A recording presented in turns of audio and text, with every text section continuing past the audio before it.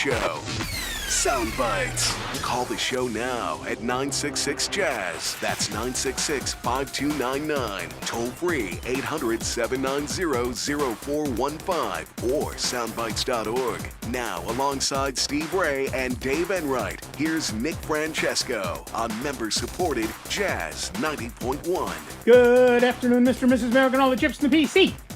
It is Saturday, the 16th day of May, Anno Domini 2026. And you, you lucky people, you're listening to Sound Bytes. I'm Nick Francesco. I'm Dave Enright. And I'm Steve Ray. And at 4 minutes after the hour, we're going to be bringing you news, views, things to choose, nothing to lose. Kick off your shoes. Don't get the blues. Have you paid your dues? Here comes the news. One of the things we've always liked about Google is that when you sign up for a free email account, you get 15 gigs of free storage. 3 times what most others give you. That may be coming to an end. Sort of. Yeah. We're hearing reports that anyone signing up for a new Google account must now... Actually, I have to say, last night, long after I wrote my news, Preface it. I saw a press release from Google, and what they say is they're testing this out in a couple of areas and may or may not bring it to the rest of the world. But so I'll just go on with it. Well, who doesn't already have a Google account, too? Well, yeah. Yeah, really. We're hearing reports that anyone signing up for a new Google account must now provide a phone number during registration to get 15 gig of free online storage. Anyone who doesn't provide a phone number will only receive 5 gigabytes of free online storage. This seems to be only affecting new users, not existing users. So if you've already got a Google account, calm down. Why does Google need a phone number? It's for verification of new accounts. Once verified, you're no longer considered an anonymous user, and thus you're graciously allowed to have 15 gigabytes of storage. This also has the added benefit, from Google's perspective, of preventing you from signing up for multiple accounts and getting lots of free storage. But it really kind of doesn't, because I just did that again last night, used my same phone number just to try it, and got it. This phone number verification can be completed at a later time. That means you can sign up without a phone number, then add it to your account later to bump up your cloud storage capacity from 5 gig to 15 gig. If you want more cloud storage on your Google account but absolutely don't want to give away your phone number, you can pay for a Google One plan. Google hasn't officially issued a statement or announcement about this change. Actually, like I said, they did late last night. And their support page says your Google account comes with up to 15 gigabytes of storage at no charge. Those weaselly words. Those weasel words. That page previously said your Google account comes with 15 gigabytes of cloud storage at no charge and was stealthily changed at some point recently. I signed up for a new Gmail account yesterday and I couldn't sign up without a phone number for verification that I'm not a bot, which is what happens on the web. But if you do it on your phone, apparently you can sign up without a phone number, but you're on your phone already. Okay, anyway. It seems the only way you can skip adding the phone number is by telling it you're under 15 or signing up with the mobile app. But that gives them access to the phone number you're setting up on it anyway. Most of the reports are currently coming from overseas, which jibes with what some people have said. It's mostly happening in Africa and a little bit in India right now. So we may not see it here for a while. In any case, if you're looking to get more online storage for free, sign up for those extra Gmail accounts today. So our poll of the week at soundbytes.org, that's bytes with a Y, Francis would like us to remind you, is Google quietly cuts free storage to 5 gigabytes. And your choices are, it's an outrage, I'll grab a couple of extra accounts, not a big deal, and gee, what now? So far, we've got 26 votes, and gee, what now is just ahead of not a big deal. And a number of you are grabbing extra accounts, and only a few of you are outraged. But however you feel about it, you can vote in the poll. It's real easy to do. Just head on over to soundbytes.org. How long have I been doing this? To soundbytes.org. Few years. Yeah, just a couple of days. That's Bytes with a Y, Francis would like us to remind you, and you can vote in the poll. And, of course, then you can give us a call about that or any other subject at 585-966-JAZZ. That's 966-5299. Or toll free at 800-790-0415. And reports came out a couple of days ago that multiple data centers in the Middle East have been bombed in multiple different countries. Right. So maybe that's why Google's doing it. Suddenly they're losing their storage. Well, that's certainly a part of it. Although they're supposed to be building one where in Arizona, I think it is. Yeah. Bigger than Manhattan Island. They're saying. The problem is there's no water in Arizona. I've been to Arizona. Mm-hmm. They don't have any water. Yeah, my wife's from there. You can't build new stuff in Arizona without securing the water rights. So how the hell are they building 400,000 acres? 400,000 acres of data center, which uses massive amounts of water, with no water. But wait a Or minute. are they stealing it from the people? Wait a minute. Where is it? Now, Arizona's hot, yes, but that's the southern part. If you go on up into the mountains up north, that's a lot cooler. Now, if they're going up there, that could be the big difference. Yeah, up to the mountain I don't think range. they are. I don't think they're going north. I think they're out in the desert. I've found a list. I don't know these cities. There's one in Eloy. There's one in Buckeye. Several in Mesa. Several in Glendale. Most of those are south. And then Phoenix. Phoenix Isn't is Phoenix way the hottest? Yeah, Yeah. No, actually, Tucson is Tucson, hot. yeah. yeah. Well, they're so close. Yeah. I mean, and right now, I mean, Well, an hour's drive in Arizona is like next door. So, yeah they're close. and I mean, right now they've been suffering with 80 and 90 degree temperatures just through spring. You know, Yep. not it's gonna even be into bad. the summer yet, and already they're had a record breaking winter as And far of as course- temperature wise. Right. And of course, all of that leads to the higher RAM and GPU prices that are hitting us. Mm-hmm. And what's interesting is that they're building all of these data centers and creating all of this capacity, and it's about 90% unpromised for. So in other words, they're building all this stuff and hope if they build it, they will come. Mm-hmm. They don't have commitments yet, uncommitted. That's what Yeah. they are. TSMC just got, TSMC Arizona Right. just got a $2 billion cash influx from TSMC Taiwan, parent company, on their Arizona manufacturing center for chip manufacturing. And so I'm looking at it on Google Maps. They have the solar array is bigger than the manufacturing building. What must be the air conditioning unit, because there's like 50 giant fans, is monstrous. And these little tiny cars. Yep. Just looking how big it is, yeah. Right, and if you look at that stuff on Google Earth, you'll see that there's a whole lot of empty space in Arizona. So I get it. Yeah. I get it. Well- the problem is all of that empty space is hot.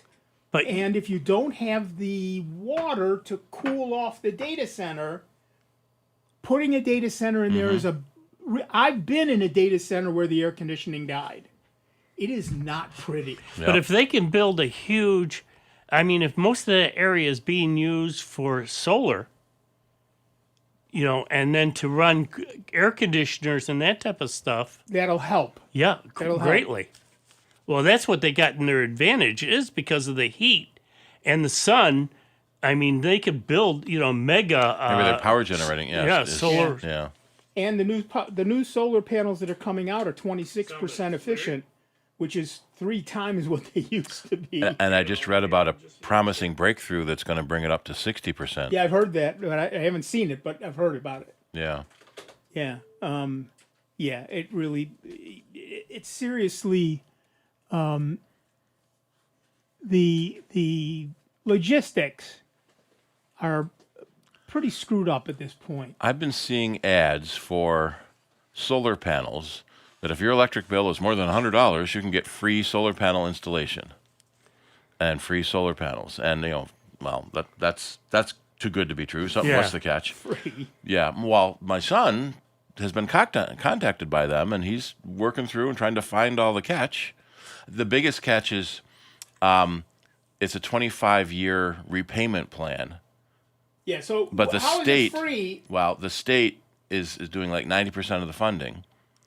So you get off the grid, and so your current electric bill goes down, but you're paying that towards solar, so you're not paying any more and you're probably paying less. Oh, so it's free in the sense that you're not paying additionally. Yeah. And they're already talking about as long as raising those the plans rates. still exist. RG&E is going to be raising the rates again this summer.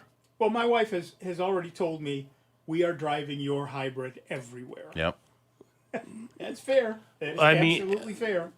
That's the sad thing right now that that they're not doing more hybrid, electric cars.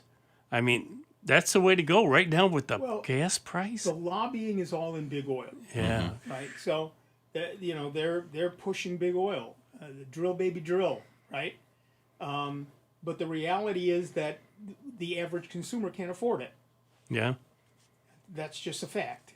I wish it weren't true. Yeah. I loved paying 25 cents a gallon for gas, but I'm old. Same here. I can remember filling up my VW. It took all of $2.25 to fill the tank up for the week. You got to add that to your shirt. You were there when in the beginning. Cursive writing, 25 cents a gallon, stick shift. Stick shift. Analog clocks. Analog clock. Rotary dialed phones. Yep. I had a watch that you could power by shaking your wrist. Mm-hmm. Or better yet, Just don't do that in front of people. operators on the phone. Operators on the phone. Party lines. Mabel, get me. Yep. But I knew somebody who had a 3-digit phone number when they were a kid. Oh. Yeah. Maple 567 or whatever it was. Yeah. Well, I've got a sign from a fence company because my neighbor was redoing their fence, and the old sign was there because the houses I live in were built in 1928, and it's got the old-fashioned phone number. I'll have to bring that in and just show you. I somewhere amongst my stuff, I have a coupon for a 10-cent McDonald's burger, reduced from 15 cents. Is there an expiration date on it? You should try taking it in now. From the RTS buses, I still have the original transfer coin. Oh, yeah. To get onto the RTS bus for a trip. When I lived in New York City, we had everybody, we were all out of work actors, so we all had second jobs. One guy worked for the Transit Authority. He came home one day and he said, guys, they're doubling the rate of subway tokens from 25 cents to 50 cents. But they're not changing the tokens. Whose bright idea was that? We pooled all our money, bought hundreds of dollars worth of tokens, sold them for 35 cents. Bingo. Yep. We paid rent, we ate like kings. For out-of-work actors to actually have money in their pocket. Yeah, that's a thing. Entrepreneurs. Heck yeah. That's a lot. So I remember those days. Those were the days. But I also remember being incensed when gas went up to $0.25 a gallon. 25 cents a gallon. Mm-hmm. I said, if it goes any higher, I'll stop driving. Apparently I didn't do that. Yeah. All right. We should get to the phones. Our first caller is Larry from Rochester, New York. What's up, Larry? Good afternoon, guys. I'm getting in early today. You are that.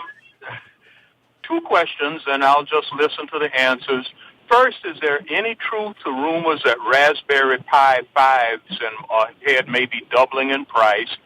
And then second, from you guys' perspective as computer experts, what effect might President Trump's deals, whatever they are, with China have an effect on the price of solid-state drives?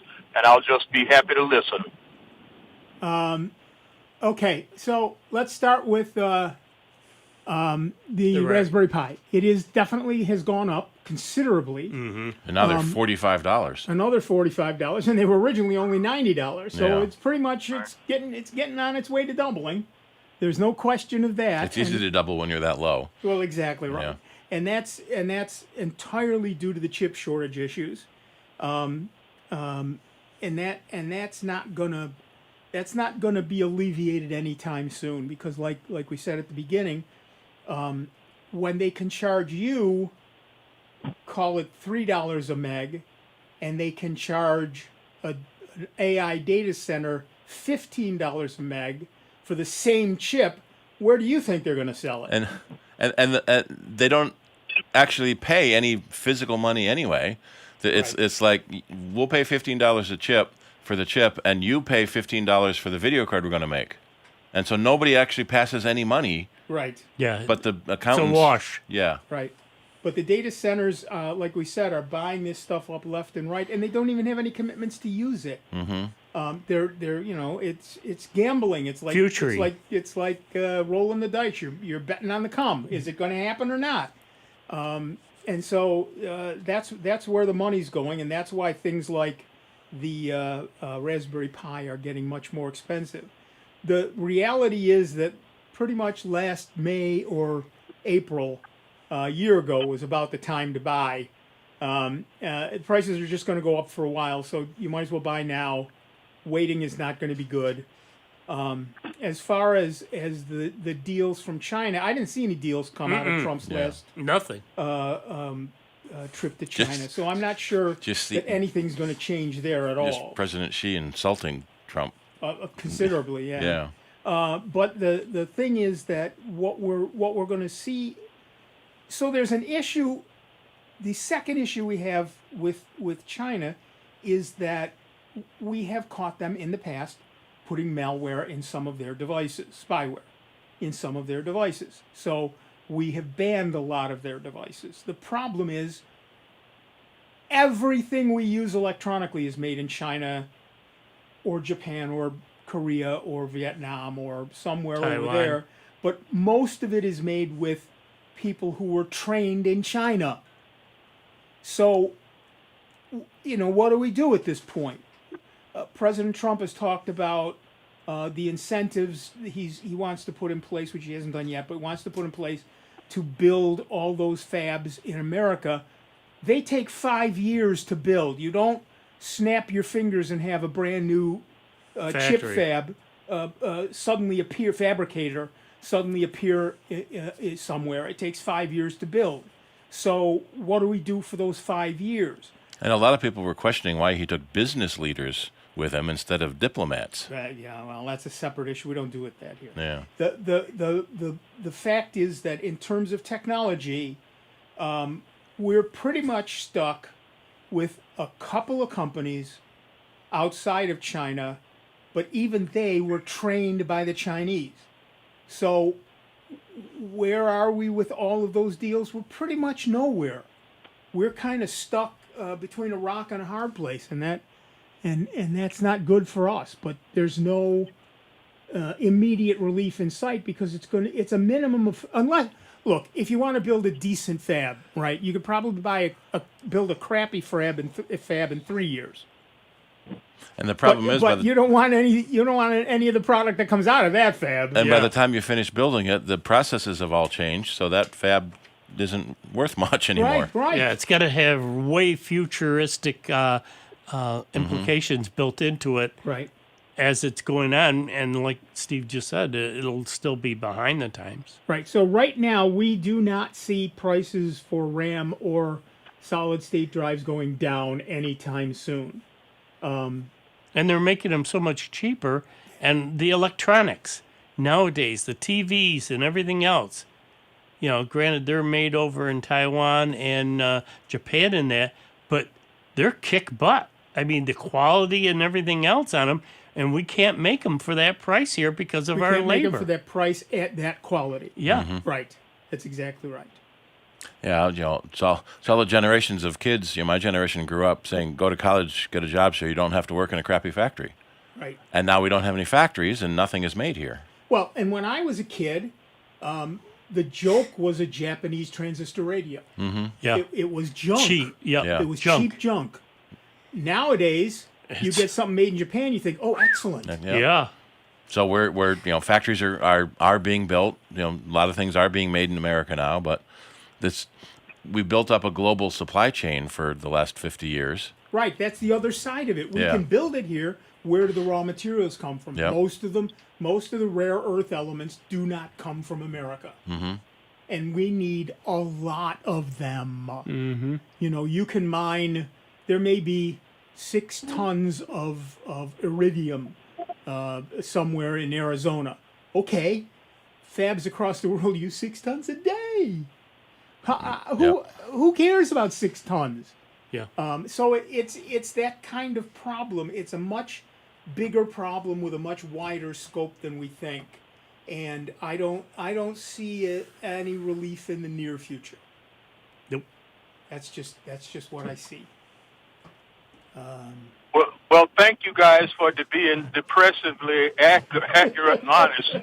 Yeah. Thank you. You may not like the answer, yeah. but we haven't lied to you. Until the AI bubble crashes and people stop buying AI stuff. Well, and that's just it. You know, it is a bubble. Yeah. And the question is, how long is that bubble, and can we outlast it? I have for decades bought refurbed and used systems from Woot and Amazon and places like that, and been very, very happy. Yeah. Now, that's pretty much what I can afford. Well, when the cryptocurrency craze started, you suddenly couldn't get video cards because they were all being run for crypto. And then, crypto markets have kind of crashed. And now those super high-end video cards are coming back on the used markets really cheap. Really cheap. But So they're all being bought up by the AI companies now. companies Yeah. now. So for there was a brief window there where you could get a good video card cheap. Yep. I bought the last new computer I bought was last January because I knew this was coming. And I bought an i9 processor with a Radeon 6600 in it. End of year model. The new models were out, so this model was at like a 35% discount. I jumped on it. But the reality is that that's where you got to go now. You got to get those deals that way because they're fewer and farther between now because of the chip shortages. Everybody knows what they've got. Mm-hmm. Last week I bought I brought in that 2-in-1. It's a tablet. It's a little laptop. You can pull the monitor off, and it's a tablet. And it came with 4 gig of RAM and 64 gig of hard drive space. That's all it had in it. But it was also only $69. Yeah. Refurbished with Windows 11 on it. Now, it is the slowest machine I have ever used, and I used an Osborne 1. Yeah. But it works, and it was $69, and I thought for $69 I got to try it. Well, you're not a gamer, Right. So if you throw some books on there and you're reading, Right. For the stuff I do, that sits next to a chair when the very few times I actually watch television. I can sit there and look stuff up on IMDb or whatever I want to do on that. If you know what you want to use it for. Exactly. We run into problems all the time where someone buys too little computer, usually because they didn't tell us what they were going to use it for. Oh, yeah, I just want to use word processing a little bit, surf the web a little bit. And then they come back and say, this computer won't play my game. No, it won't. Yeah. You didn't say anything about a game. We knew it wouldn't play your game when we sold it to you. Yeah, if you'd have mentioned your game, we would have not sold you that model. That's exactly right. you got to get it for what you're going to use it for now, and possibly something even more intense down the road, because games and everything else are always looking to improve the features within that piece of software. Right. And Apple's been having a hard time keeping up with the Mac Minis and Mac Studio. Even the iMacs are short because everyone is buying, especially the Mac Mini. The $499 Mac Mini made a great little AI server. Exactly for right. local models. So it's very hard to get them. People are snapping those up. Yep, and it may be several more months before the products come back. Right. For the same reason, it's all about AI, and people want to run local AI models, LLMs, local language model, local model. LLM. LLM. Local large language models. Right. Exactly. So, and I'm doing that on an older machine, an i7, I think it is, and it's kind of slow. A Mac would be faster because of the chip that's in it. the M series, Apple Silicon. series, whichever number it is at this point. So it's faster, but I can still run them. I just have to wait a little longer. But that's people. Instant gratification isn't fast enough anymore, and so we have that issue of some pretty serious costs coming our way, and I don't see it going lower anytime soon. All right, we're going to take a quick break. We'll be back in just a couple of minutes with Dave Enright, Steve Ray, me, Nick Francesco, and you. You can give us a call at 585-966-JAZZ. That's 966-5299, or toll free at 800-790-0415. It is 29 minutes after the hour. We are Sound Bytes. This is member-supported Jazz 90.1. We'll see you in a few.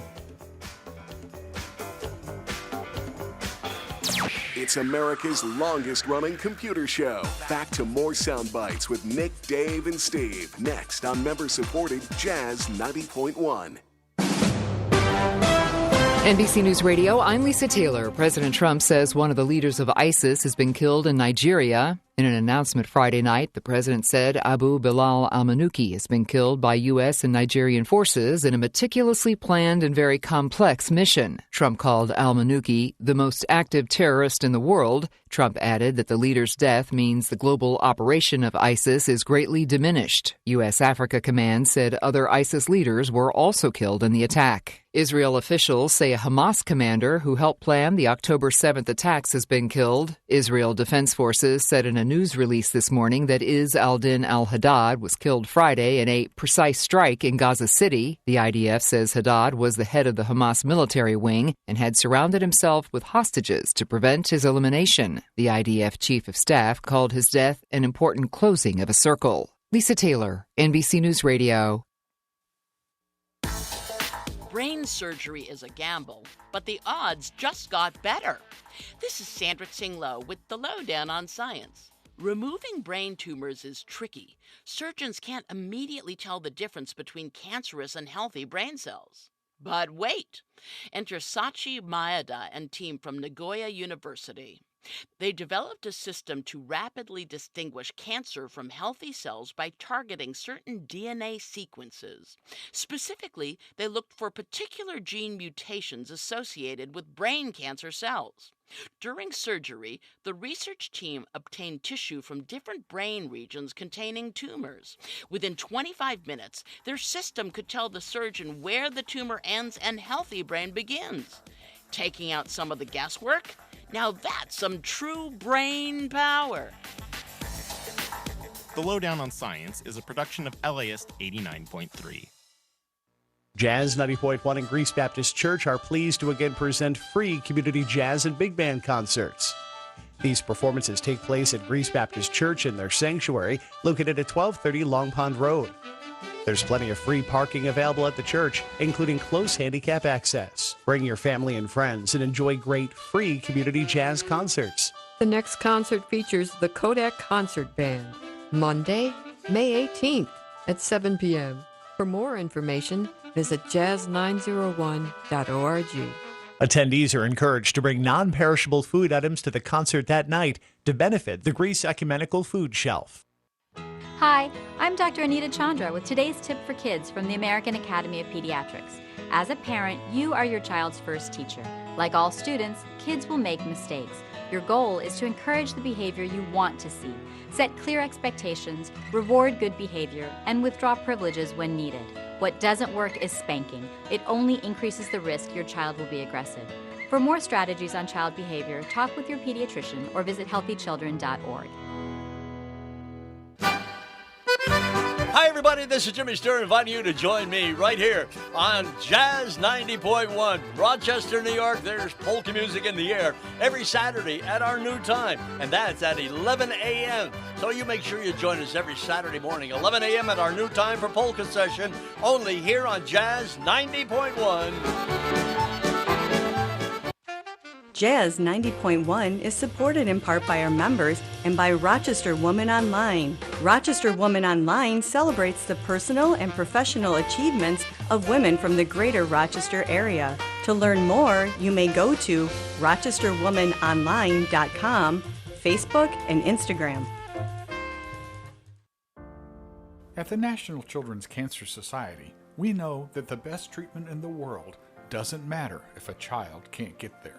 The social worker here, she told me about NCCS. I feel that it's amazing that there's organizations out there that are assisting parents like myself with gas reimbursement, funding. It helps out a lot. To help in our mission or just learn more about the NCCS, visit thenccs.org today. I'm Tiffany Haddish. And I'm Marlon Wayans. African Americans are 3 times more likely to be diagnosed with pancreatic cancer than any other racial or ethnic group. Access to cutting-edge treatment can help make long-term survival possible. That's why Stand Up to Cancer and the Lust Garden Foundation have teamed up to bring over 30 pancreatic cancer clinical trials to those who need them. For more information about the latest pancreatic cancer research and clinical trials near you, visit pancreaticcancercollective.org. Jazz 90.1 weather. 80 degrees is certainly within reach on this Saturday across western New York and the Finger Lakes, especially in Rochester. The breeze will be a little bit gusty coming in out of the southwest. Look for the driest part of the day to be the first part, and then scattered showers and thunderstorms arrive into the afternoon.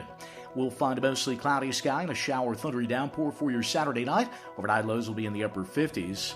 Looks like a beauty of a day on Sunday with an ample amount of sunshine and a high temperature close to 70. I'm meteorologist Josh Nichols for Jazz 90.1. All those temperatures are definitely kicking in. It's sunny skies right now. 73 degrees out at the airport and 74 here at member-supported Jazz 90.1.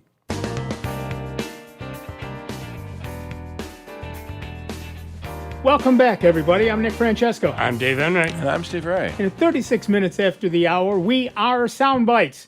And we have Will from Hampton, Virginia on the line. What's up, Will? How's it in Hampton these days? It's getting a little toasty, but other than that, it's okay. It's the enthusiasm I particularly appreciate. Yeah, definitely. 2 things. I had the fortunate or unfortunate experience of having to explain Sound Bytes to my kid brother. And at the conclusion of that explanation, he said, "Oh, it's like the computer version of Tommy and Ray." Yeah, thank you. We appreciate that. We boy, will I take that. That is high praise indeed. That's a compliment, yeah. Okay. I wanted to make sure I didn't get in any trouble with you guys. No, that's high praise indeed. Yeah. Anybody who compares us to Tom and Ray Magliazzi, the Car Talk guys, that is high praise indeed. Click and clack. The Tappet brothers. Yeah, definitely. This is kind of like a follow-on to what you guys have been discussing. I was looking at Wired, the latest edition of Wired.com, an article entitled, "After Struggling with EVs, U.S. Automakers Pivot to Energy. Ford and GM are backing away from electric vehicles and moving into the battery storage business, and it all comes back to AI." And one of the reasons this got my attention is because I know that in the South and the West that data centers have had aspirations to expand because supposedly there's energy and land resources. But obviously from you guys' discussion today, that's not necessarily the case. In fact, I guess they run up against a lot of NIMBY litigation. Yeah, not in my backyard. Yeah, exactly. The energy is there. I mean, obviously, there's just sunlight pouring down on the desert all day long. So the energy is there. The problem is at the other end, cooling down the data centers. Because when it is, and in Arizona, it gets into 108, 109, 110 Fahrenheit, an air conditioner ain't going to cut it. You need water cooling, and they don't have water. But yeah, in terms of the energy, you build that solar array, and the sun just gives it to you. Well, what happens when it's not sunny? That's what the batteries are for. Yeah, in fact, Ford Motor Company, they recently had a bump in their stock because what they have done is they have created a wholly owned subsidiary called Ford Energy, which would make industrial scale batteries for, I guess, like a UPS setup for the data centers. That's Right. what got my attention. Yep, that's not. And Ford is not the only person doing that. A company doing that. The thing is that you're right. EVs use batteries, and that means that there are people at the EV plants, design plants, who have great expertise in building batteries that are very efficient. And they're taking that expertise and changing it over to building data center batteries for storing solar energy. And that's also going to have now an effect on the EV market, which means because there are going to be fewer batteries being made for EVs as those companies change their fabricating plants over to building the giant batteries needed for solar systems for data centers. So yeah, the AI data center thing is just a monster that's eating everything. Data centers are using an estimated 175 zettabytes of storage. Yeah. And we don't even know what a zettabyte is. Yeah. No. It's like 3 generations beyond a terabyte. Right. There's terabyte, there's petabyte, there's zottabytes, there's yottabytes. Anabytes, I think. Anabytes and then zettabytes. Yeah. Yeah. So yeah, it's like I said, it's going to get way worse before it gets better, and the people who are going to be impacted the most. I'm trying to put this politely because I'm on the air. So the people who will be impacted the most are us at the lower end. We're going to find it very difficult to buy computers that don't cost huge amounts of money, EVs that don't cost huge amounts of money. And everything has chips in it these days. Everything has chips and everything has batteries. And when all of that production is going to AI data centers, that leaves less for us. Yeah. Yeah, if you guys get a chance, shoot on over to Wired.com. It's like about a 5-minute read, and it talks about how the different automakers are getting involved with the energy production piece. Yep, and it makes sense. From their point of view, their job is to make money for their stockholders, their shareholders. That's what it's all about. That's and that is their due diligence, and they should do that. That is their job.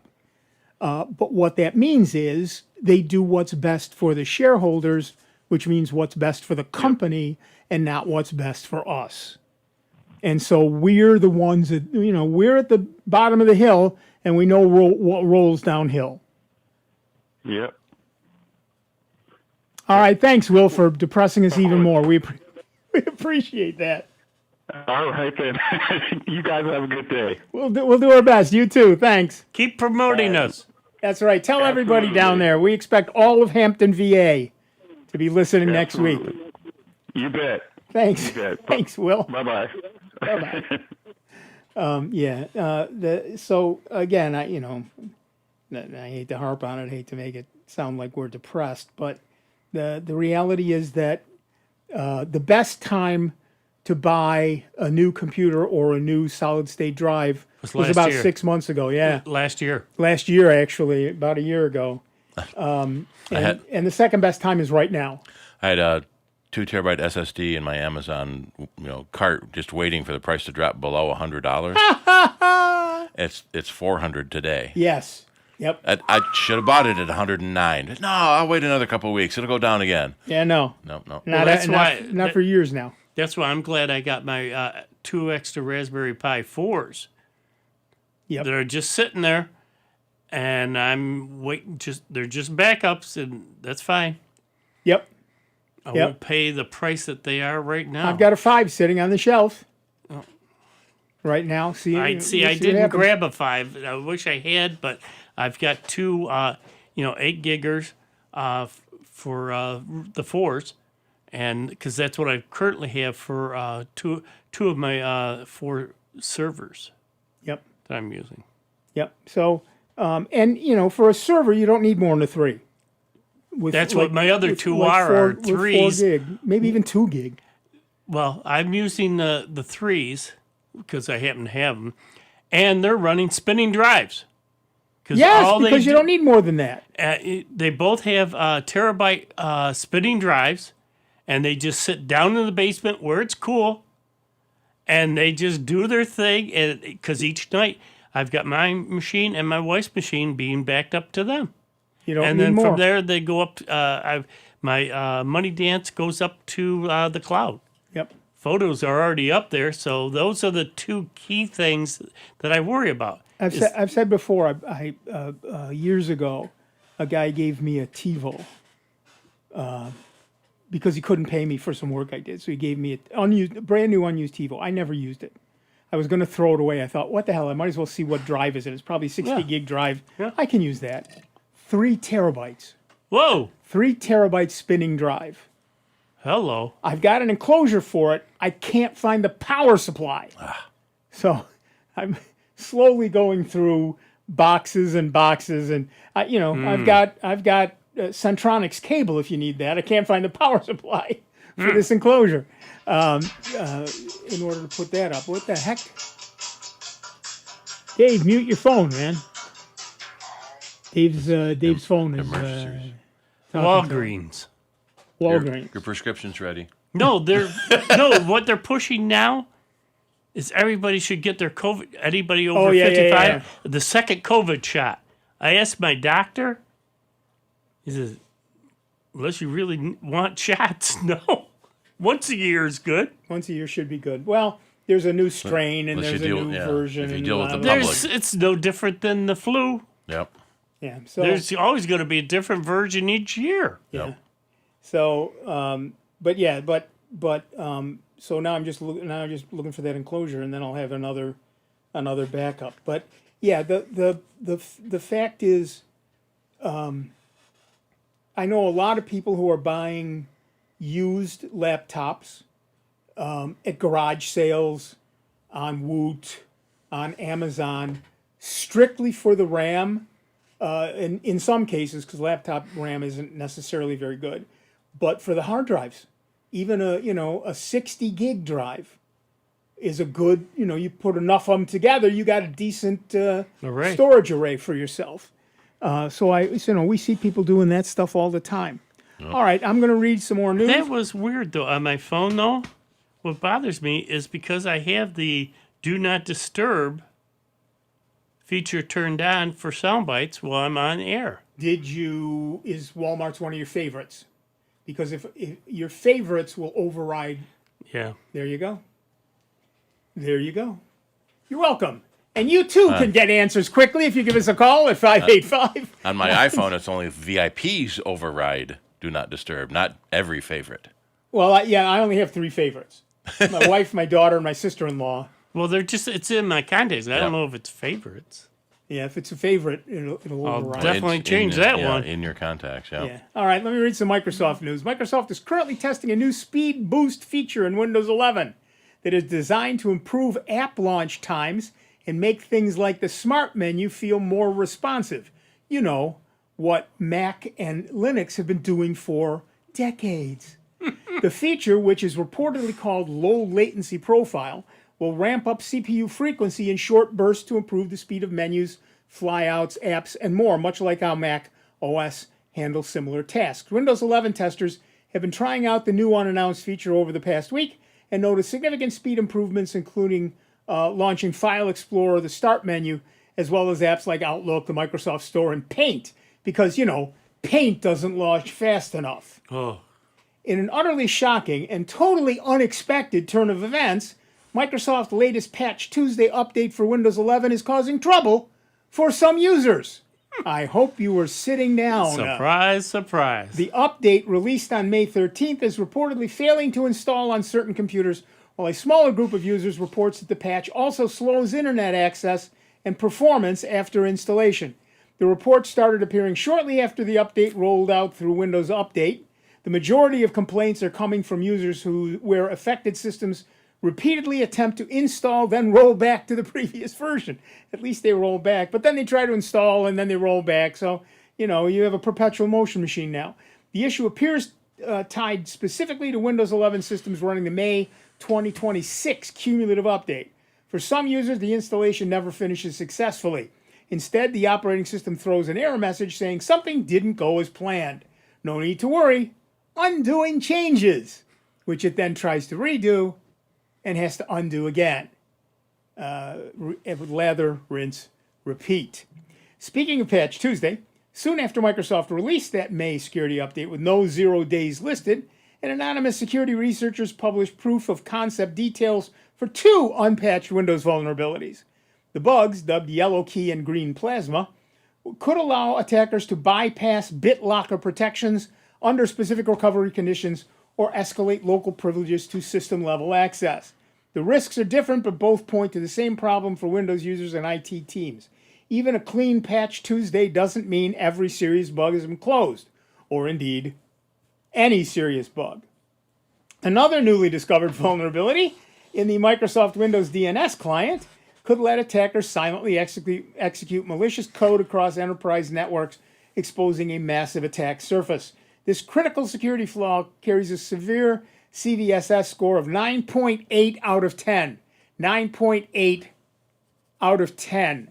9.8 out of 10.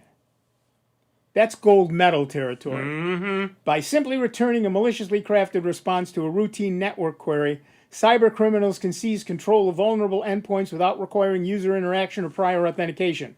While Microsoft currently assesses actual exploitation as unlikely, the sheer volume of affected machines makes this a high priority risk for security teams worldwide.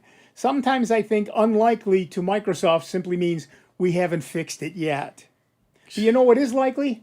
Getting an answer, and sometimes a correct answer, when you give us a call at 585-966-JAZZ, that's 966-5299, or toll free at 800-790-0415. No pressure on us. No pressure on us. We never say we give out correct answers, just answers. Sometimes, Sometimes we do get lucky. We get lucky. It's better to be lucky than good. But it's not bad to be good. So, yeah. So look, we've said this many times. Part of Microsoft's problem with Patch Tuesday is the fact that every system out there is unique, and there are millions and millions and millions of them. And every one of them is unique, and I mean that sincerely. Yeah. But the other problem is that they fired most of their quality assurance people. Most of their QA department these days is being done by AI, and it's just not good. And I get it. Again, we're talking about fiscal responsibility. Their job is to make money for the shareholders, and you're not important to that. So I get why they did it. It just isn't good for us.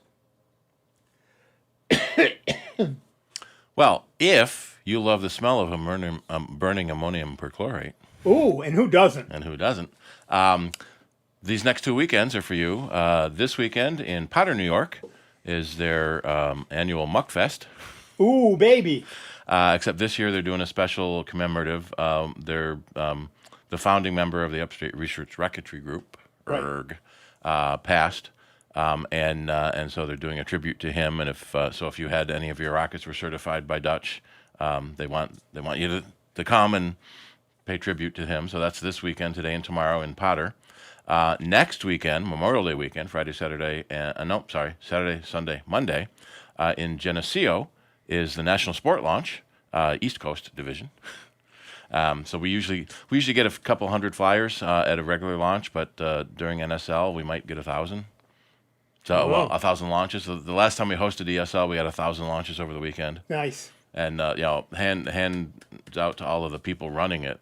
Trying to manage 1,000 launches. Yeah, it sounds like not that much. I mean, if you break Coordinating down the that. number of hours in a day Yep. and the number of days in a weekend by 1,000, it seems pretty low. But there's a whole lot Yep. more to it than just 4, 3, 2, 1, go. Yeah, there's 4 different flight lines depending on what size motor you're using. We usually have a left, right, and center launch area, so the left side can be loading while the right side is launching, and It's a lot still of a fun. timing issue. Yep. And Free- security and safety Yep. of the people on Safety, the line. the biggest. Yeah. Free- Because you have to go get those rockets when they land. Yep. Free parking, free spectators, food trucks are going to be there. Free build, launch, and take home with you rockets for kids. Nice. Thanks to the Syracuse Rocket Society for that. Very nice. Very, very nice. Apparently, Buffalo and Syracuse rocket clubs have kind of faltered because they all launch at Geneseo and Potter now in New York. We have 2 clubs in this area is very unusual for the hobby. Well, the Rochester. Well, we're losing space. So Geneseo, we have an 8,000-foot limit. In Potter's, it's an 18,000-foot limit because that's more the middle of nowhere. Right. But so much development is coming up. Houses are being built everywhere. A lot of rocket clubs and airplane clubs are losing their space because you need to have as much horizontal space as you do vertical space. Oh, really? Yeah. Wow. Because your rocket goes up 8,000 feet, it might land 8,000 feet away. or more. Yeah. Depending on the winds. In fact, we had one guy landed a rocket on the roof of the Livingston County Jail, which is 1.5 miles away from our field. I'm sure that didn't cause any issues. The parachute covered a camera, and he goes, "Oh my God!" So he races to the jail to see if he can figure out how to get his rocket back. While he's gone, a deputy comes up with a rocket. Does this belong to one of you guys? And he stayed there and watched for a while and said, "Please, please don't do that again." Covering the camera was really bad. Yeah, that would be the bad part. But I've got a great picture of it because I've got a huge zoom on my camera.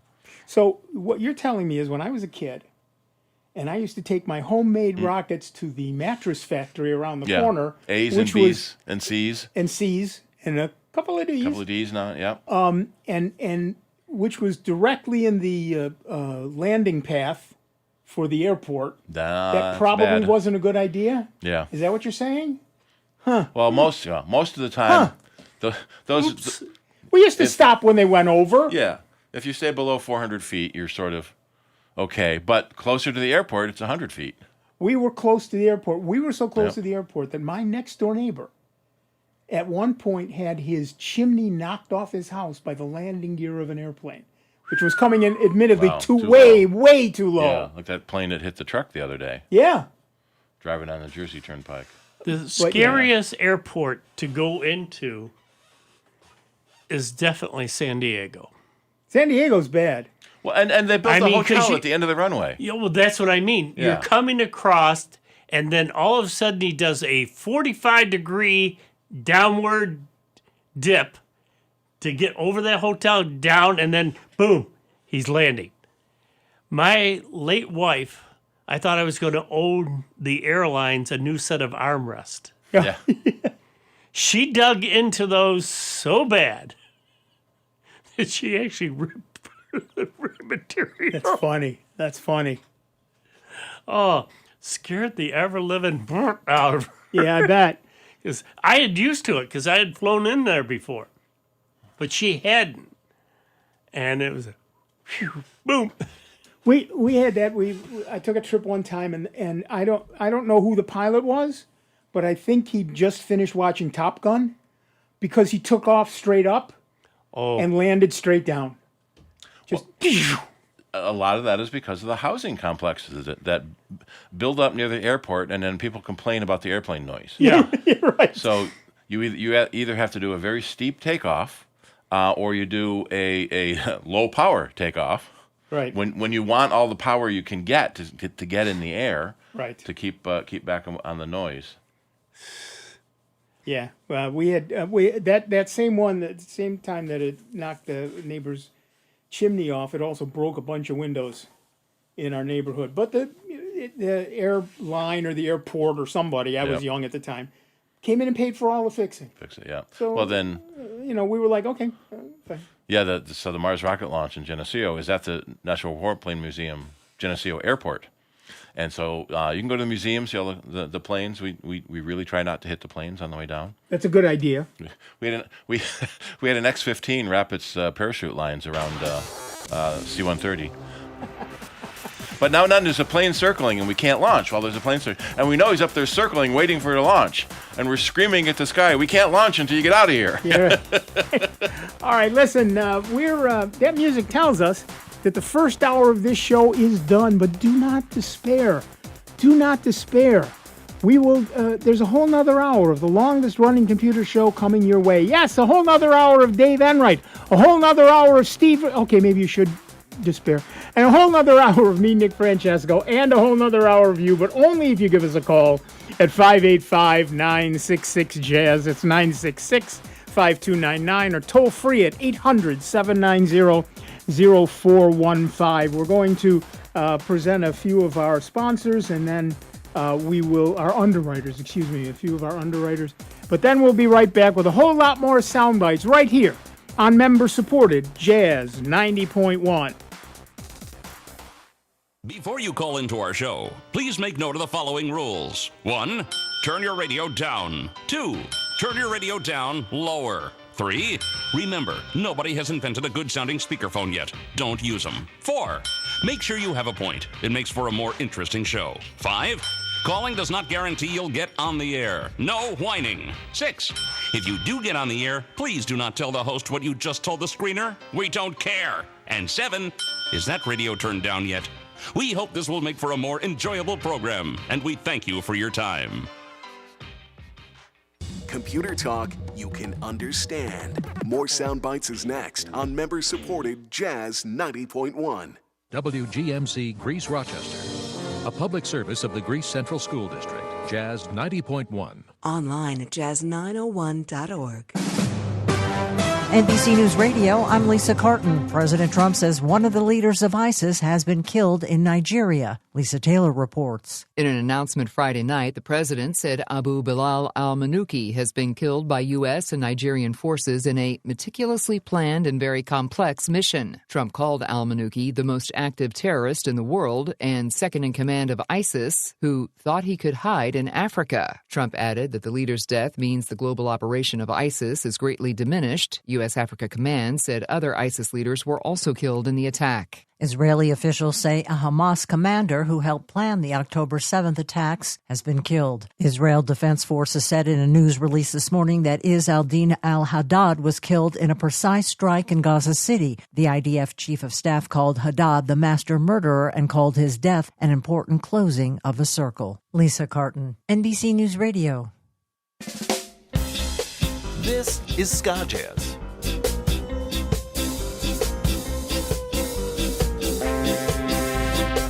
And this is Ska Jazz.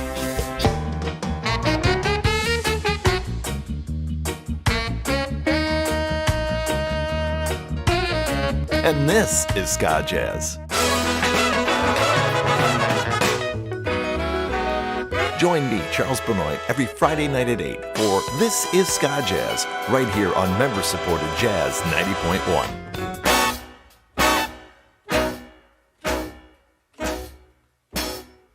Jazz 90.1 and the Ontario Beach Park Program Committee are pleased to again present Jazz at the Beach, a free community concert series featuring Rochester's best jazz groups. Performances take place at Tropics Nightclub in Charlotte. And more information can be found at jazz901.org. The series is sponsored by the Summit Federal Credit Union.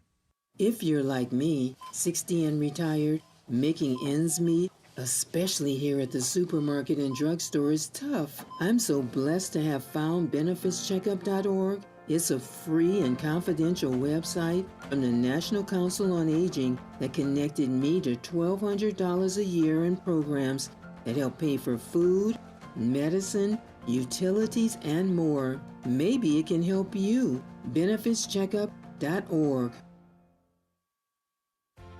As a truck driver, I've learned how important road safety is. I know that large trucks need more time and room to stop. That's why I always hang back and follow other vehicles at a safe distance. Everyone can help keep our roads safe. Next time you're driving, try to remember to always give trucks extra space when you merge in front of them. Let's all plan to share the road safely. Learn how at www.sharetheroadsafely.gov. Think about your mother, your sister, your girlfriend. 1 in 6 women is a victim of sexual assault. Now think about your father, your brother, your best friend. Men are victims too. Rape can happen to anyone. This is Christina Ricci with RAIN, encouraging you to call the National Sexual Assault Hotline to learn how to support someone you love. Call 1-800-656-HOPE or visit RAIN.org. That's RAINN.org. Brought to you by RAIN and this station. Welcome back to America's longest-running computer show, Sound Bytes, on member-supported Jazz 90.1. Get online now. Call 966-JAZZ. That's 966-5299. Toll-free 800-790-0415. Or submit your question by email at soundbytes.org. Once again, here's Nick Francesco, Dave Enright, and Steve Ray on member-supported Jazz 90.1. Welcome back, everybody. I'm Nick Francesco. I'm Dave Enright. And I'm Steve Ray. And 4 minutes after the hour, we're hurtling headlong into the second hour of the longest-running computer show in the known universe. That's Sound Bytes, right here on member-supported Jazz 90.1. And, of course, you can give us a call at 585-966-JAZZ. That's 966-5299. Toll-free 800-790-0415 while I read some news. Attackers are abusing Google Ads and legitimate Claude AI shared chats in an active malvertising campaign. Users searching for Claude Mac download, for all those people who bought Mac Minis, may come across sponsored search results that list Claude.ai as the target website, but lead to instructions that install malware on their Mac. The search turns up a Claude AI shared chat that presents itself as an official Claude Code on Mac installation guide attributed to Apple support. The chat walks users through opening terminal, ding, ding, ding, there's a red flag, and pasting a command which silently downloads and runs malware on their Mac. There's also a second shared Claude chat carrying out the same attack through entirely separate infrastructure.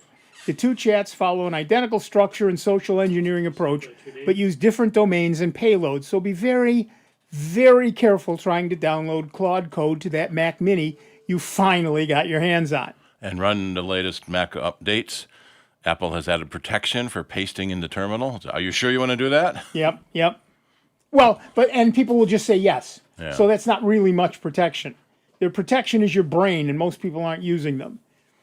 Speaking of Apple and AI, Apple's 2-year partnership with OpenAI has become strained, with the OpenAI failing to see the expected benefits from the deal that they made and now preparing for a potential legal action.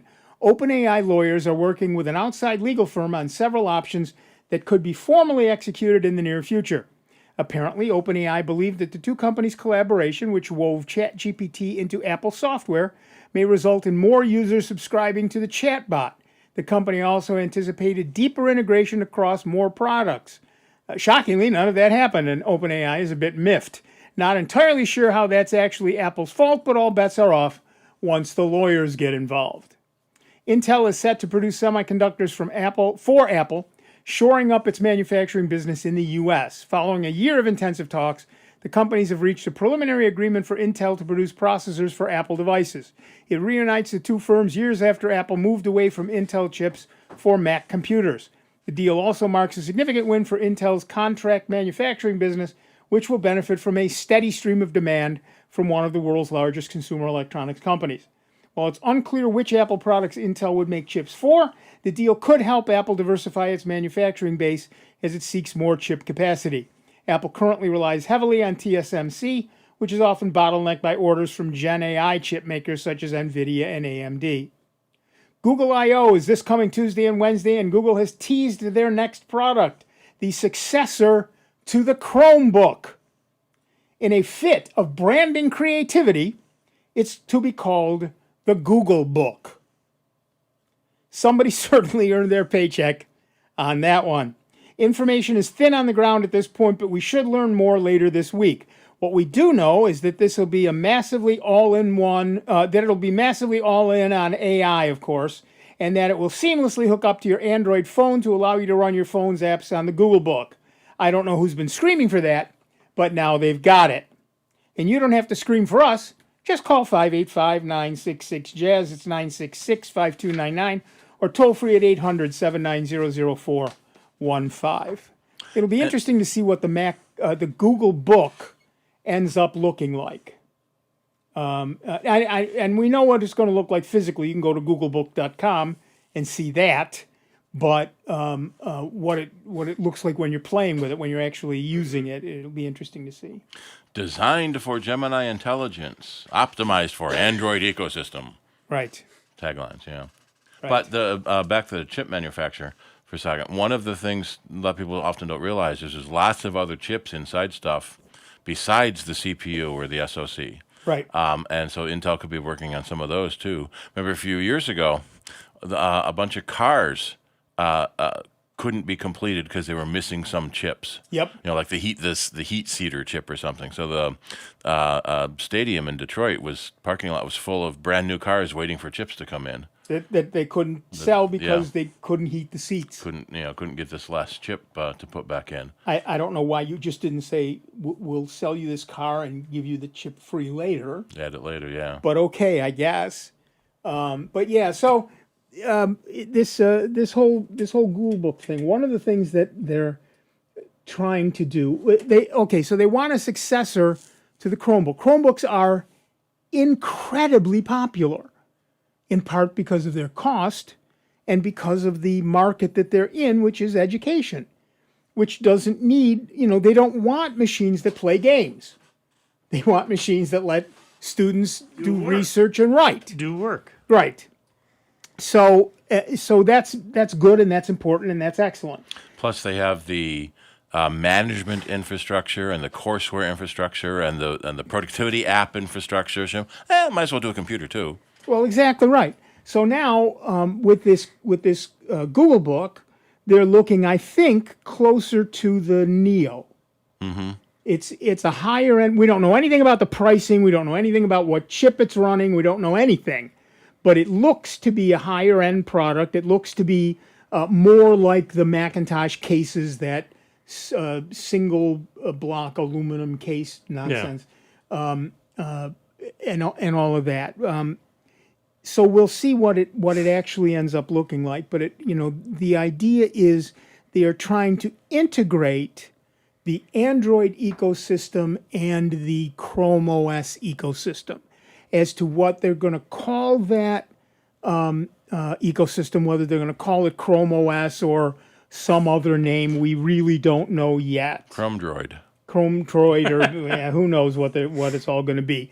But the idea is that it will be running, you'll be able to run your phone apps, and it looks like you run them through your phone. It actually connects to your phone to do the running of the app. And the screen just goes to your Google Book, just like it happens on the Mac now. Doesn't Chrome already run Android apps? Chrome runs Android apps, but not all of them, because not all of them have been, and it runs them kind of funny sometimes. So screen sharing, basically, to your phone. Yeah. Yeah. So you're basically screen sharing to the Chrome. And that'll happen only on the newer Android phones at first, certainly, if at all. But that's what they're looking at. And the reality is that what we're seeing is an attempt for Google to integrate their ecosystem. One of the real strengths of Apple is that across their product lines, all of their systems integrate with each other quite well. Mm-hmm. And that isn't true for Google at this point, and they want it to be. So that's what that's all about. Yeah, there was a lot of concern when the rumors first started coming out about a low-cost MacBook. Initially, it was being called a Chromebook killer, but that's kind of hard to do. Yeah. But so the MacBook Neo, even though it's running a technically iPhone processor. The whole M series was based on the iPhone processors to begin with. It runs everything a Mac runs. It is a Mac. Right. It doesn't not run something. It might run it slower.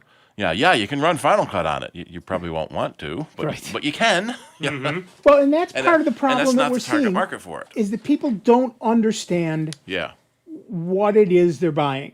Well, and so many people buy on price alone. Right. They walk into a store. I want a $500 computer. To do what? Oh, I'm doing 3D modeling and research engineering. No. Not on a $500 computer, you're not. Yeah, add a zero. Yeah, exactly right. Exactly right. And like you said earlier, all I want to do is a little word processing and surf the web. Oh, and play Half-Life and Warhammer and no. Mm-hmm. Or they get it and then they complain because it won't do this or that. Yeah. Right. And they never, well, you failed. You didn't tell us you wanted to do that. Well, I just thought it could. Yeah. Well, Ken, you won't like it. Yeah. Right. You You'll can do it. Yeah. Sure. You're not going to get very far because everyone's going to be shooting you because you're going to be dead. They can move faster. Right. Yeah, moving around. Right. The latency, the lag is huge, but you can do it. Yeah. All right. So let's go to the phones. We'll talk to Andy from Greece, New York. What's up, Andy? Hi, Nick. How's it going? Peachy, how are you? Oh, we're doing okay. Last few days, my wife's phone, Samsung Android, has been acting kind of strange. It keeps coming up, and a program that claims it's a PDF reader says that she's out of date and needs to click this link and install an update. I've looked through the whole phone, and there is no PDF reader in the phone. And the app that it's saying it isn't there, and it didn't have Adobe either. So I installed the Adobe, and that still doesn't pop up as much, but every once in a while it will. And then this morning it started saying Samsung was shutting down her account because she wasn't following their security protocols and install this software and so forth and so on. No, that's all spam. It sounds like it's a malicious web extension or a web notification. So it's not really an app. It's a notification on the website. And it's essentially an ad that somebody took out, and that's what it is. And it pops up. So you have to find where your web notification settings are, and either deny that website or deny all notifications. Here we go. Which would probably make her happy because she hates notifications. Yeah, turn them all off, and that's probably your best bet. Most people don't like them, and most people don't use most of them anyway. So the fact that you get spam through them means turning them off is better. Okay, Malwarebytes for phones. It's an Android phone. Hang on a second. I'll get my brain to work here. Sure. I should go to the Malwarebytes site and download it rather than the Play Store? Well, that will probably take you to the right one on the Play Store. One of the problems both Apple and Android have is either not fake apps or low-quality apps with very similar names trying to trick you into the real app. Okay. But Malwarebytes wouldn't necessarily... Pardon? I've been reading through this the last couple of days, and it says if you bought it through the Play Store, you can't manage it through the Malwarebytes site, so you can't combine it and get a package deal for your iterations, because I've got it on my phone, I want to put it on hers, and it's time I put it on her MacBook Air. So I want to get a package deal from them, which they'll give me. Yeah, you buy it directly from them for that. Yeah, it's got to be bought directly for that. Right, and that's at malwarebytes.com. Also Bytes with a Y, as a matter of fact. But Malwarebytes wouldn't necessarily stop this problem because it's not malware on the device. It's a notification from an ad from a website. So you have to turn off the notification to stop that. Right. I get those all the time. I read a lot of news blogs, and it always says, "Do you want to get notified of new entries?" No. So every time I get on a new computer, I got to turn off notification settings, which I'm posting a link on how to do it on Android also. Okay, I'll make a point of looking at that. It just, I haven't put it on her phone, and it probably should have Malwarebytes on it anyway. And I know I should put it on her Mac, and it does work on Mac. Yeah, but you can get both through Malwarebytes.com. Yeah, and that's just the legit website. Make sure it's not sponsored. Go to the one that actually says Malwarebytes.com. Just go to Malwarebytes.com. Don't even search for it. Just go to it. Okay. All right, that works. Yep. Yeah, because it won't let me add anything to my current license until it's installed on the ones I want to add it to. So it's right. Okie doke. Yeah. Okay. All righty. And we'll talk to you tomorrow night. Yes, you will. Thanks. All right. Bye-bye. Bye-bye. Thank you. Oh, and I should mention that tomorrow night at 9 p.m. Will be the Sound Bytes Lounge. You can go to soundbytes.org /lounge, and you will see a link there for the lounge. It's essentially a video chat, and we all get together and do this for an hour online. We didn't do it last week, but we will do it this week. So you can either go to our website at soundbytes.org, that's bytes with a Y, and see it as the first of the important links on the website, the Sound Bytes Lounge. And it's most Sundays from 9 to 10. It wasn't last week, but it will be this week. So join us there, and we will be there from 9 to 10. Durham, North Carolina. Oh, yeah. Next to Raleigh. Poor Durham has a identity complex. Everyone knows Raleigh. Nobody knows Durham. Right. Sorry, I'm typing. Malwarebytes for Android. You can fix that. Yeah, well. All right, back to the phones. Our next caller is Alan from Durham, North Carolina. How are things down there? Well, the sun is shining, the birds are singing. I guess it's okay. All right. What's up? You know, you can go a long time without knowing something that everybody else knows. Today I learned. Spectrum. Yep. I've been on Spectrum forever. I've had computers since 286. Spectrum came with Roadrunner. I had Thunderbird. Everything was flowers and candy and beautiful. Now, I'm getting out of Spectrum because they're charging me too much. And some nice guy came to the door and sold me a T-Mobile website contact, web connection thing.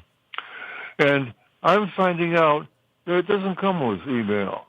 Yeah, right. I'm finding out that I've got to get something called a provider.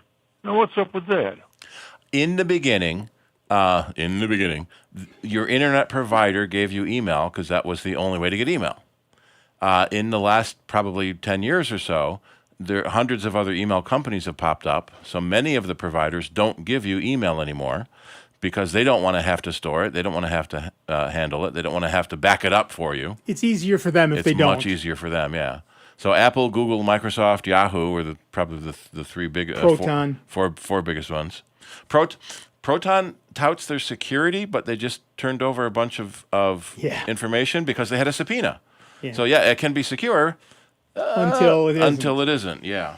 But yeah, we've been telling people for the longest time, because it is likely that, if you move or circumstances change, you'll want to change your internet service provider, that you should not use the email from your internet service provider. Because for a long time, they were regional. If you moved 2 or 3 states away, your internet provider doesn't exist Sometimes down there. you've moved to the other side of town. Yeah.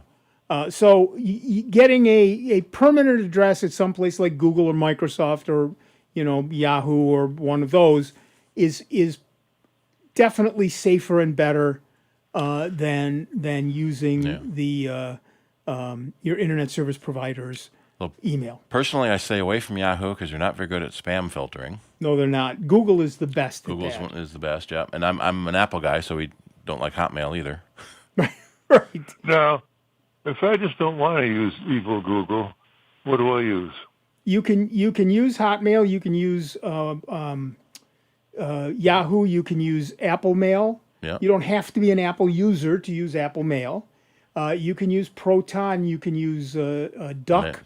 .com. You can use, there's hundreds of mail companies. Yeah.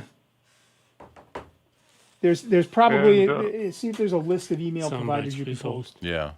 Steve's going to look for a list of email providers that he can post. And each of them has their pros and cons, right? So, for example, right now, Google gives you 15 gigabytes of data storage. So if you're the sort of person who gets a lot of email, particularly if that email has a lot of attachments, then Google is better for you than, say, Microsoft or any of the others, because you get 15 gig as opposed to, say, 5 gig. And that's one of the big things to look at when you're looking at email providers. How much storage space do they give you?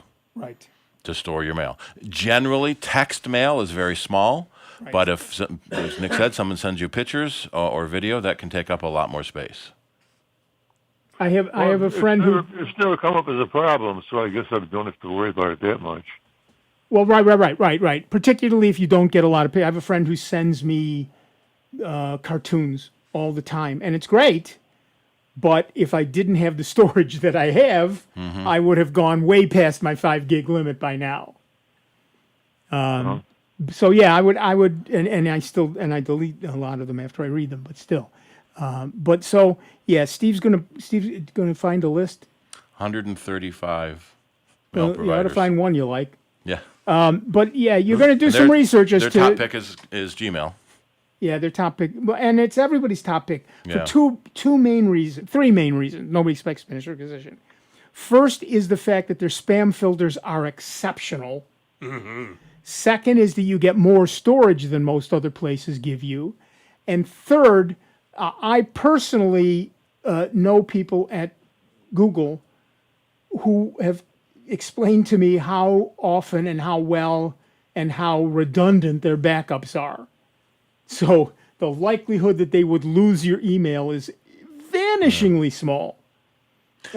So that's what I like about Google. I agree with you about a lot of things about Google, but those are overriding concerns for me: the storage and the safety and et cetera, et cetera. Google says they stop over 2 billion spam messages a day. Yeah.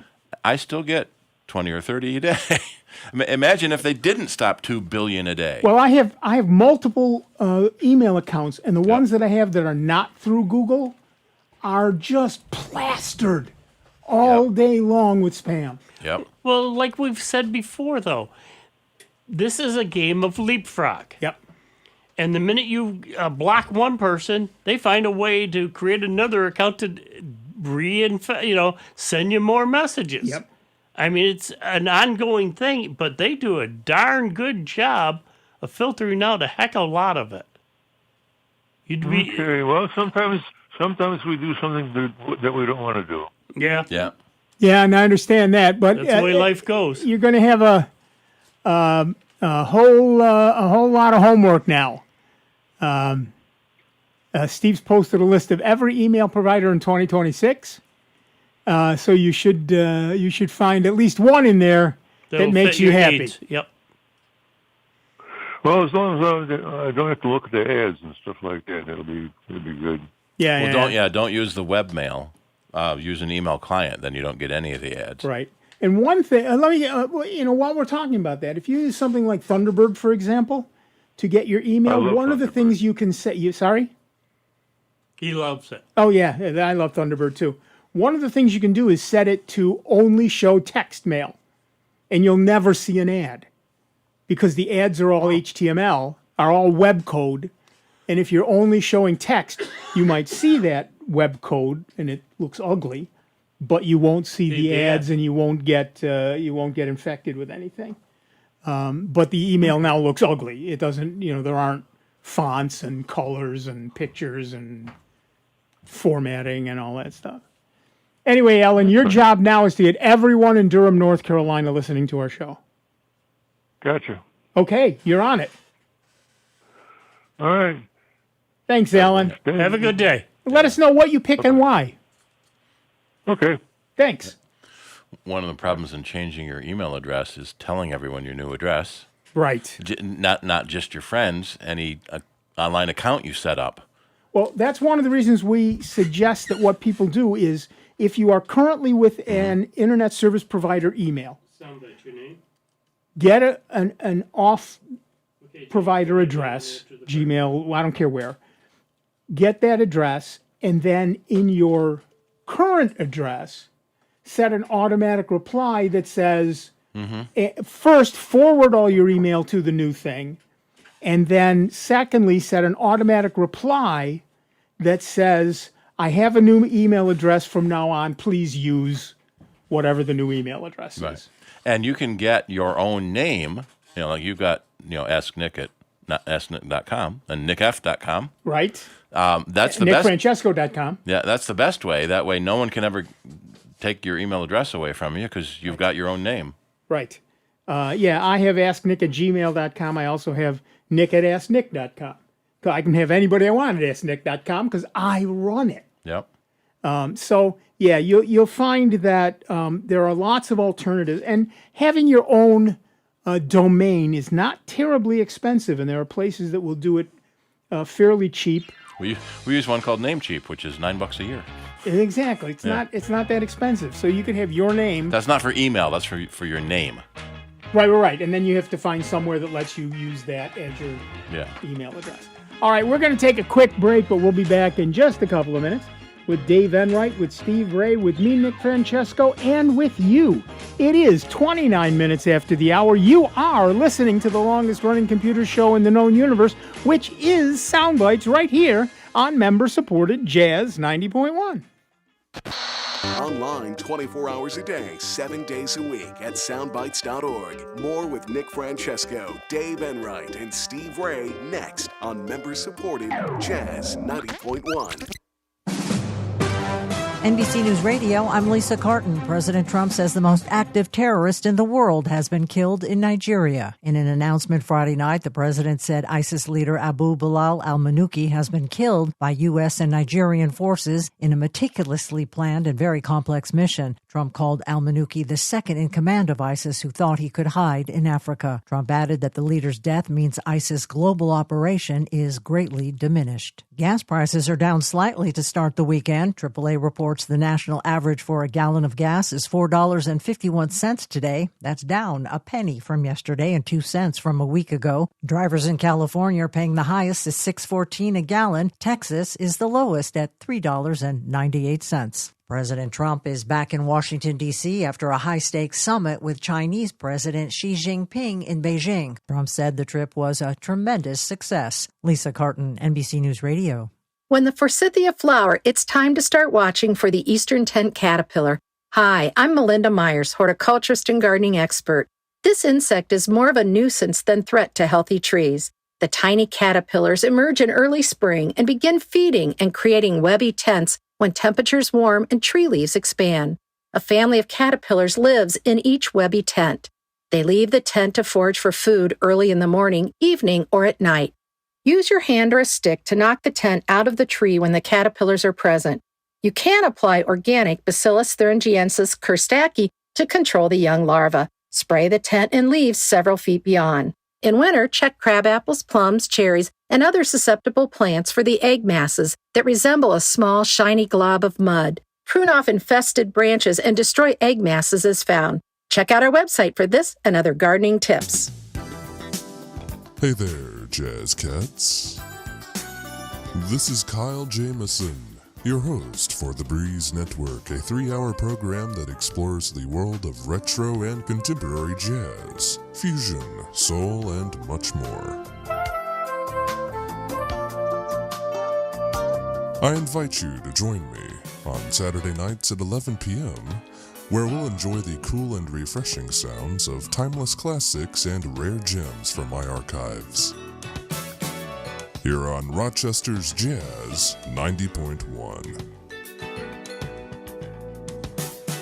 I'll see you there.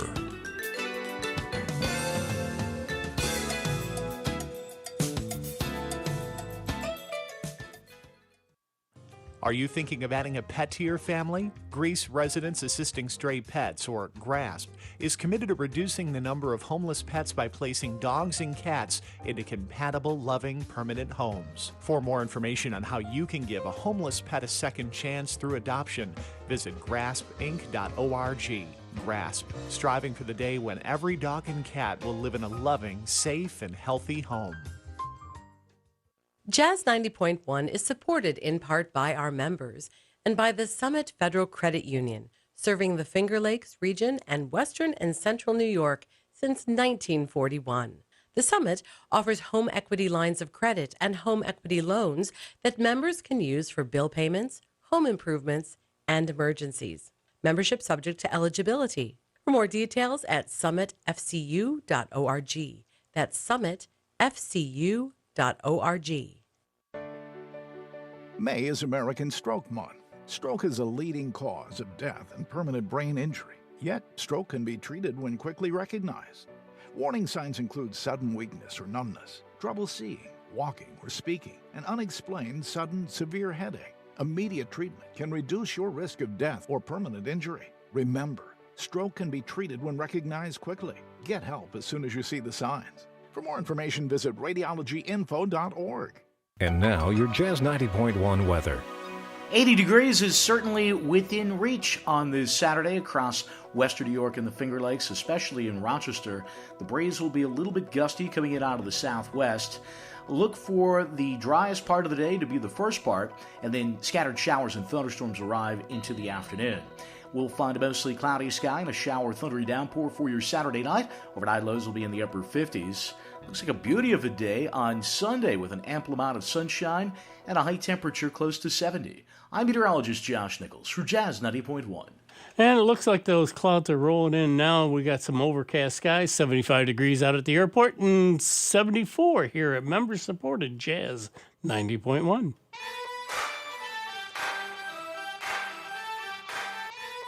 Welcome back, everybody. I'm Nick Francesco. I'm Dave Enright. And I'm Steve Ray. And at 35 minutes after the hour, we are Sound Bytes, and we have James from Rochester, New York on the line. Hi, James. What's up? Oh, hello, Nick. Yeah, you guys answered a lot of my questions that I had about the Yahoo email, which is terrible. I'm looking to get rid of it, and you recommended, which I'm probably going to do, is the Google email. Because just the other day, not only all the spam that I get, I had one of those big blaring messages pop up that my computer was now infected through Yahoo Mail, and I've learned from the past that obviously don't click anything, and I just push the power button and shut it down for 15 minutes, and I restarted it, and that somebody trying to get in there went away. The transfer from the Yahoo Mail to the Gmail, does that automatically go to all the people, or do I have to contact them? Yeah, you have to contact everyone about your new address. As Nick said earlier, you can put it in your signature line. This is my new address. You can do a mass mailing to everyone in your address book, but if you could do that, put it in the BCC field, blind carbon copy, Right. so you're not sending all those addresses out in the clear. So most systems let you set up an auto reply. Okay. And in what you should do in the auto reply is say, thank you for your email. I have a new address. Please use it from now on, and here it is. And you can also then forward all your mail from Yahoo to Gmail. Not necessarily. I think that's part of Yahoo Plus that you have to pay for. Oh. How much do they charge? $20 a year, was it? Oh, that's well worth it. Yeah.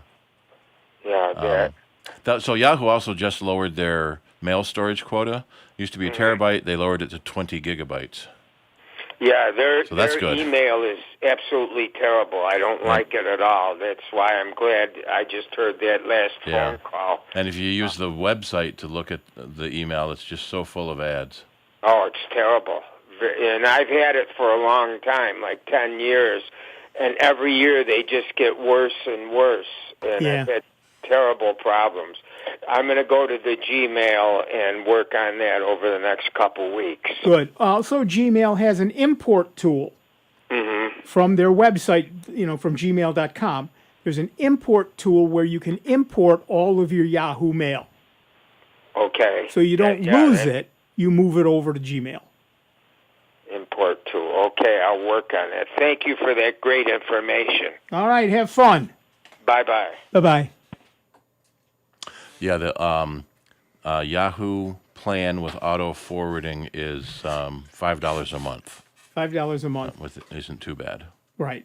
But if you're... So you might want to pay for it for a month or two to get all of your friends your new address. See, the problem is you tell them your new address, they never change their address book. Oh, yeah, exactly. They'll just reply to the previous one. Right. So those of you who are on your internet service provider's email, I'm not saying it's bad, because it isn't. But you will find that your life runs smoother if you aren't on your internet service provider's email. And most of them don't want to provide email anymore anyway. One of the things we saw is when Frontier got out of the email business, they sold their email to Yahoo.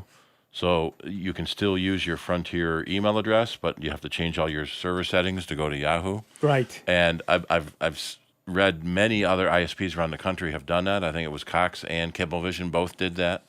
So Yahoo got more mail. The one big criticism I had with Yahoo, they lost their entire user database, over 3 billion users.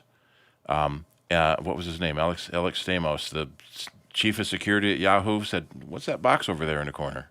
Yeah. And the people said, "Don't worry about it. Don't worry about it." It turns out that it was a tap on their email. Yeah. All right, we're gonna talk to Dwayne from Rochester, New York. That's what we're gonna do. Hi, Dwayne. What's up?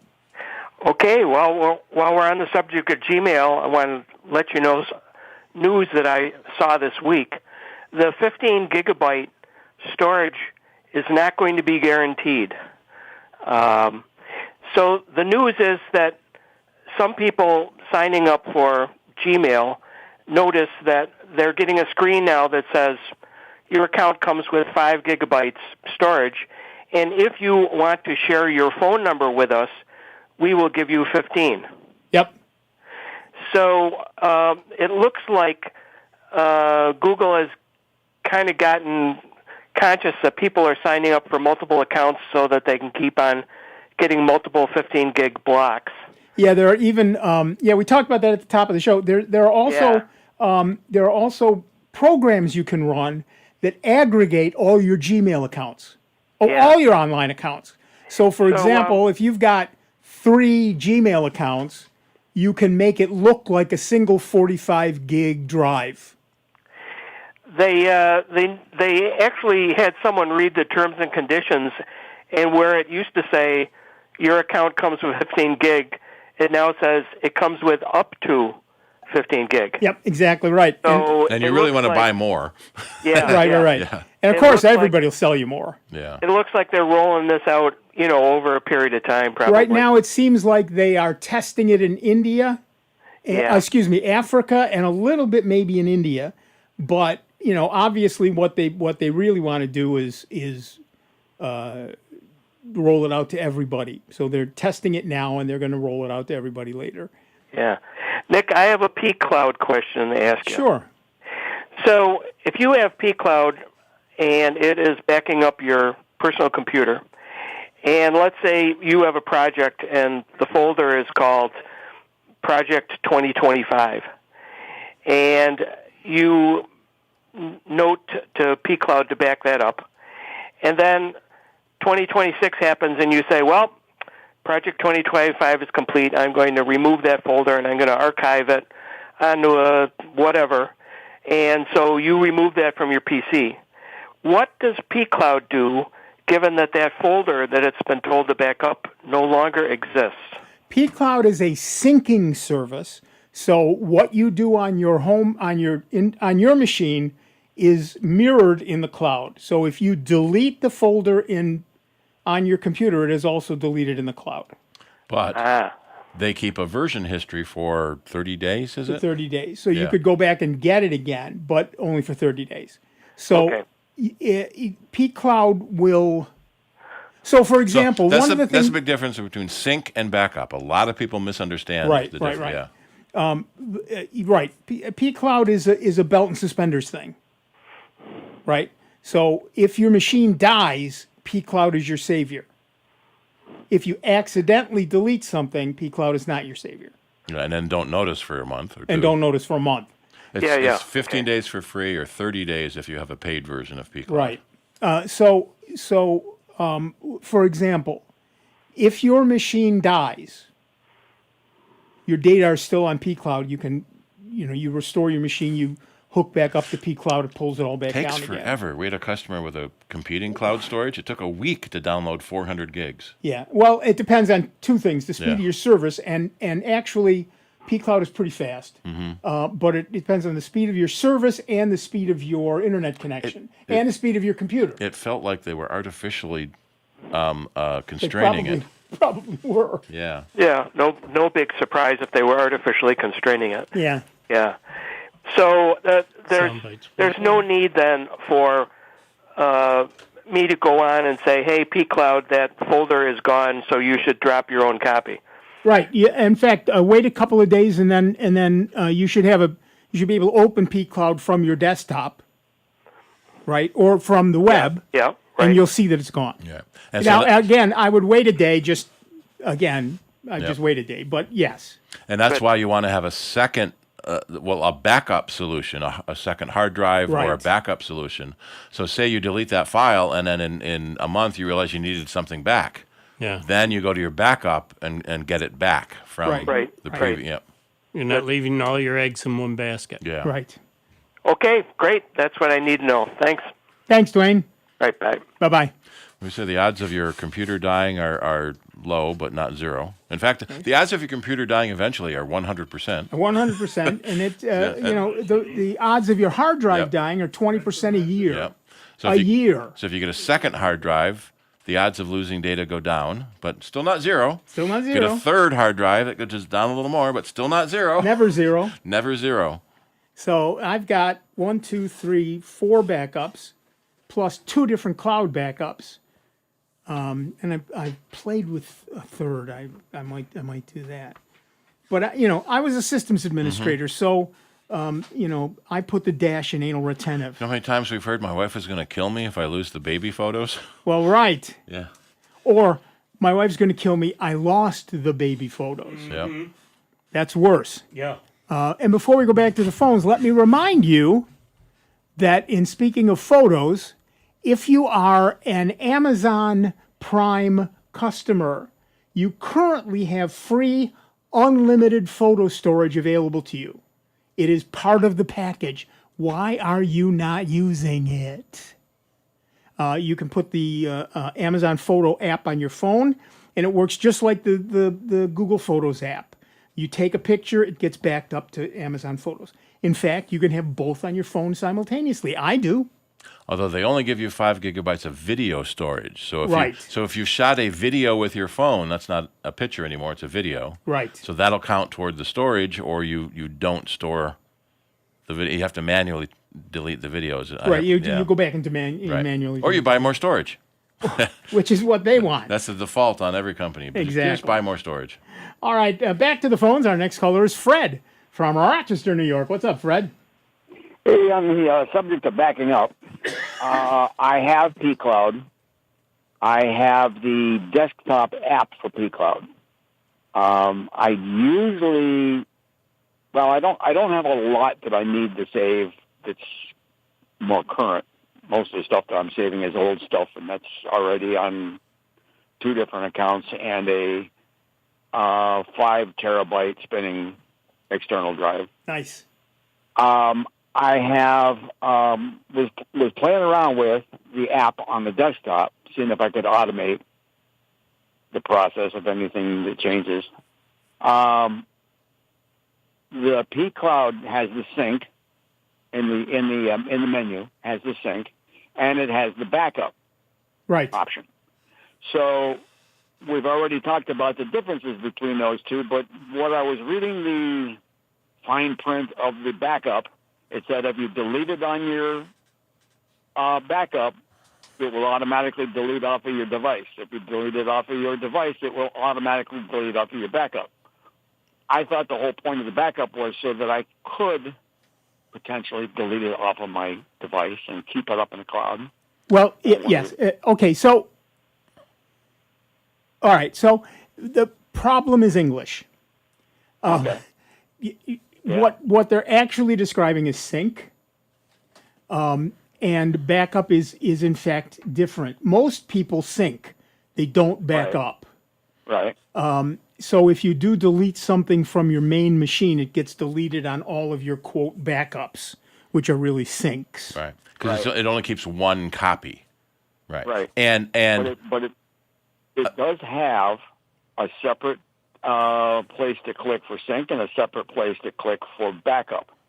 And it has a slightly different looking notification when you click on that button that essentially says the same thing. It just says it a little differently. So that's where I was like, okay. The other option is I can upload to pCloud without using that desktop app. I can do it on the web interface, which I've been doing regularly anyway. So tax information, medical information, all those other things that I want to keep a actual backup in the event that I need to go find it again and my computer died.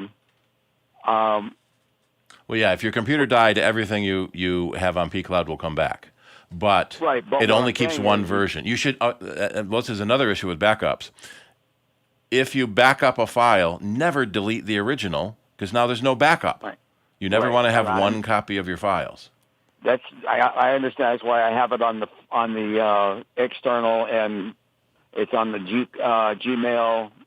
It's on the pCloud. So it's everywhere. But what I was concerned about was the message on the desktop app that said the backup was essentially behaving just like the sync and not a backup. Right, and again, that's English. If you look at their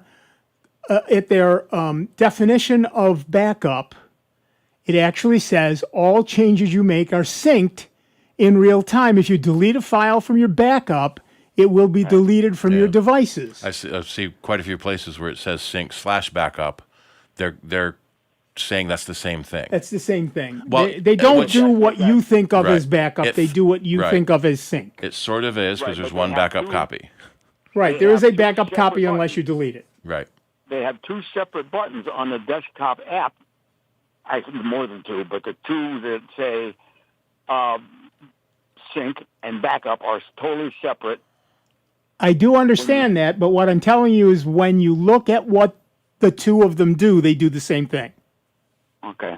That's kind of, how do I say, stupid? You can. Feel free. To put the same thing twice on a desktop app? Yeah. Redundant. You think you're doing something different, but it's the same damn thing. It's like, why bother? Why waste real estate? Why any of that? Maybe because backup is a more well-known word than sync. It still doesn't make any sense to my brain.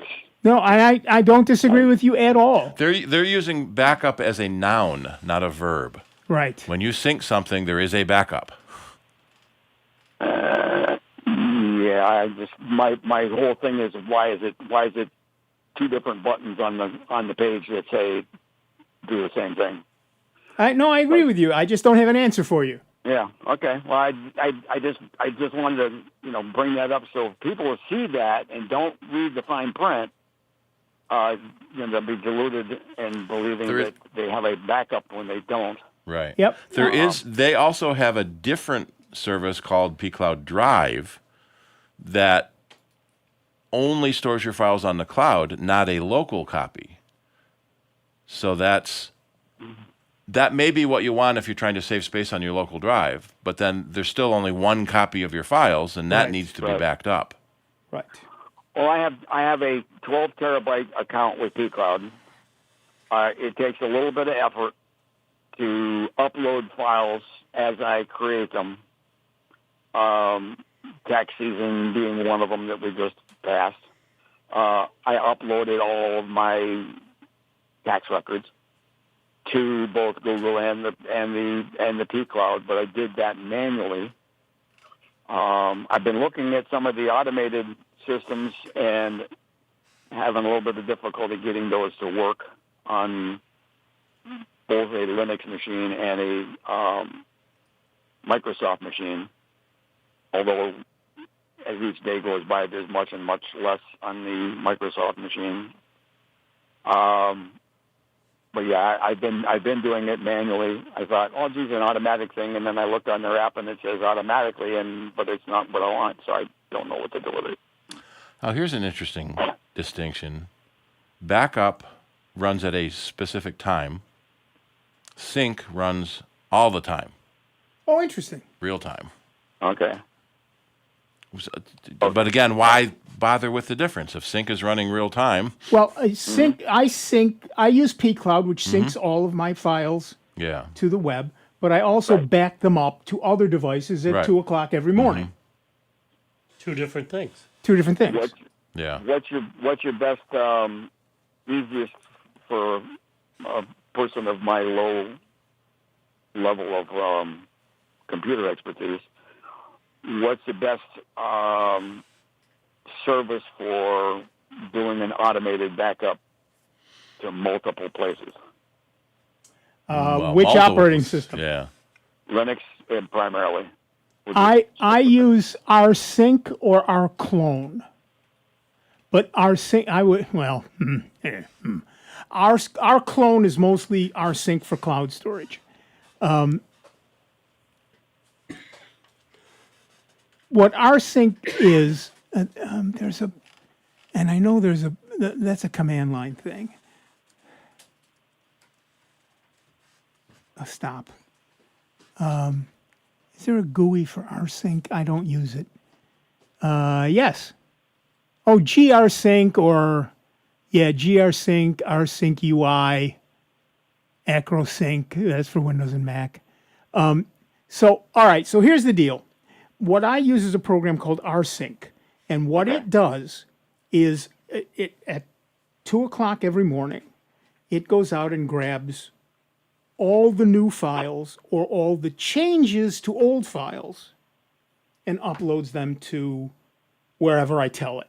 And in my case, I tell it like 3 different places. Okay.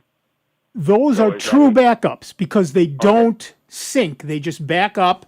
And if I have 16 copies of something, then I have 16 copies of something. Okay.